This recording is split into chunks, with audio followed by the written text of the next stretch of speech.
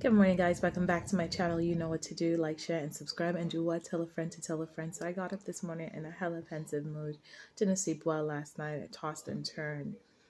Um, Besides being that time of the month and stuff, I don't sleep well. But um, I don't know. I just woke up and just pensive and reflective and just thinking about my life and all the decisions that I'm making. Is could it be because I'm approaching what's deemed as midlife? Do you know the scripture tells us that God promises three scores and ten, which is pretty much 70 years, and anything after that, like my auntie Grace in New York says, shout out Auntie Grace, those are her bonus years. So she lives beyond 70. She's grateful because, and she has been, uh, those are her bonus years. But just so many things are coming to my mind and to my heart that I can't find words to articulate at the moment in time. And then one thing that resonated is not taking people time in relationships for granted, even if they're family. The other day, my sister Nzinga actually paid me a compliment, and she is, she's a hustler in her own rights, and she doesn't give out compliments easy. And she was just like, I like the fact that you go all or nothing. And I was just like, wow, that meant a lot to me. And then my other sister, Christiane, as I've gotten older, our relationship has just developed also and become beautiful. My sisters are older than I am, so I wasn't supposed to be here. So they had their own lives already, and my sister got married when I was 12 or 13, Christian, and obviously when I was coming up, in Zing, I was off to college in the US while I was in St. Martin. So um, I'm grateful for the relationships that are developing between my sisters and I, and I don't take it for granted. You know what I mean? It's taken a long time for us to see each other not only as blood, but also as women, and that there's a special sisterhood and a bond that comes between amongst women. Now, mind you, I have some awesome friends who have become sisters throughout the years, and they are my sisters. I love them to bits. I'm just speaking about my biological sisters or blood sisters in this context. One on my mom's side and one on my dad's side. Um, so yeah, and just certain stuff as well. Like I also woke up thinking about fertility and fibroids and what affects us as Black women predominantly.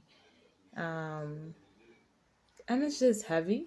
Do you know what I mean? Having to fight to just be seen by my gyno is heavy. It's just like, why must I resist and protest just to get the standard basic of care? Do you know what I mean? Um, and maybe that's a topic I'll go into because it's so taboo in our community, like fertility and or fertility and fertility, like just learning stuff.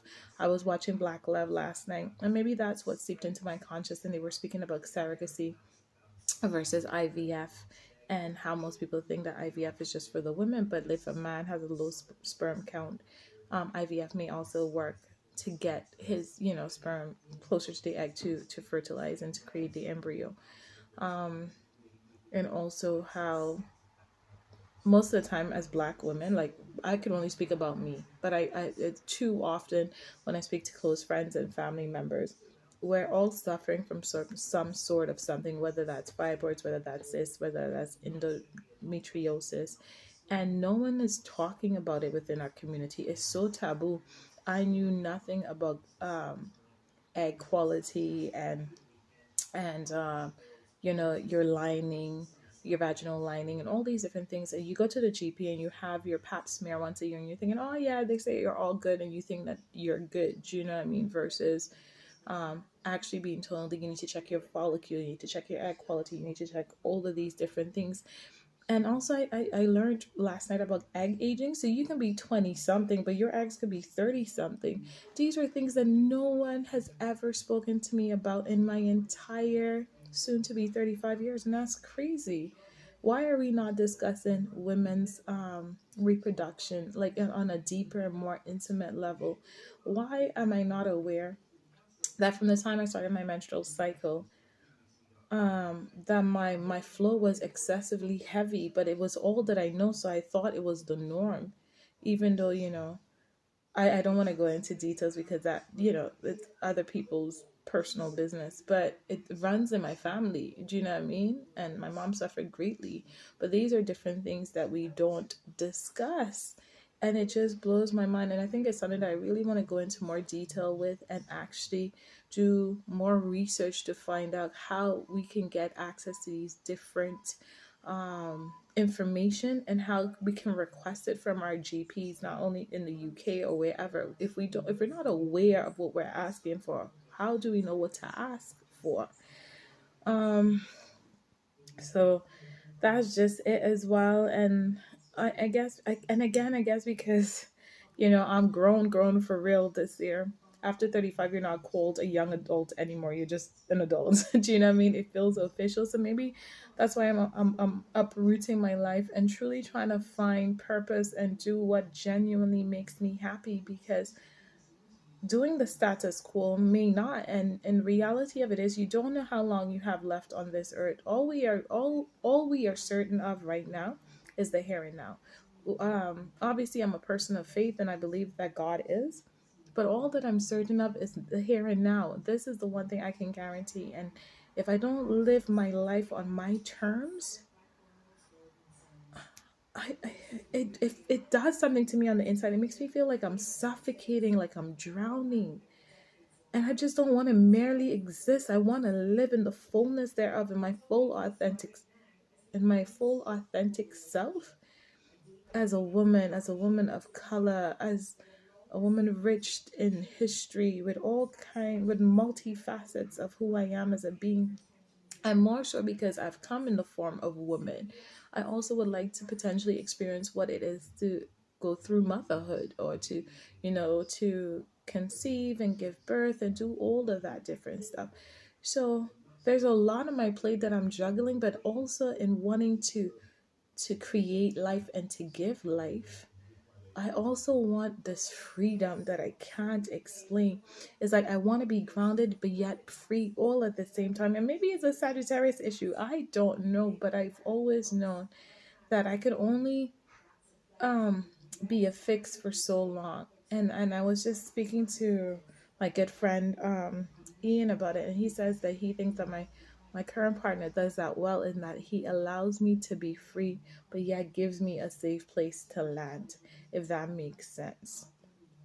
So there are all of these weird emotions that I'm processing right now, and because I'm on my cycle, I'm hella emotional as well. So I don't know. It's just so much to process at this moment in time. And I really, really want to do more research, and I really want to open up the lines of communication and dialogue as it relates to women's health, because there's so much that we don't know about our own bodies. There's so much that we don't understand, and no one within my community, to be quite honest, is talking about it. Maybe in other communities they are, but it seems to be so taboo. And it's amazing to find out how many people are actually going through fertility issues, or trying to figure that out or whatever. It's just so amazing. And I don't understand why we're ashamed and why we're hiding and why we're not having the open and frank conversations about what's going on in our bodies. So that's just the mood that I'm in this morning, and it just brought me back to, like, I started a conversation about my sisters and womanhood and the bond that we share as women. There's something intrinsically special about us. I can't explain it. And and whether we physically give birth, we adopt, or we go through the motions of being a woman and mother and creator and all of these different things that we are, and goddesses. um it just blows my mind. And this video may seem like everywhere, but it's a hella sensitive topic for me, and it's one that I would like to explore more on and bring knowledge on. So yeah, I would tag someone if you know someone who's a gynecologist who can give more insight, who can tell us about what we had to do. Because when I looked at potentially freezing my eggs, I was already in my 30s, and I was told, well, you should have done this when you were 26, 27. That would have been optimal. But now I'm in my 30s, and now I thought that would have been fine. But anyhow, I'm rambling. Uh, yeah, have a great day, guys. And yeah, let me know if that this is a topic that you guys would love for us to discuss and to explore more. All right, like, share, and do what? Subscribe and do what? Tell a friend to come on with it. Thank you. Bye.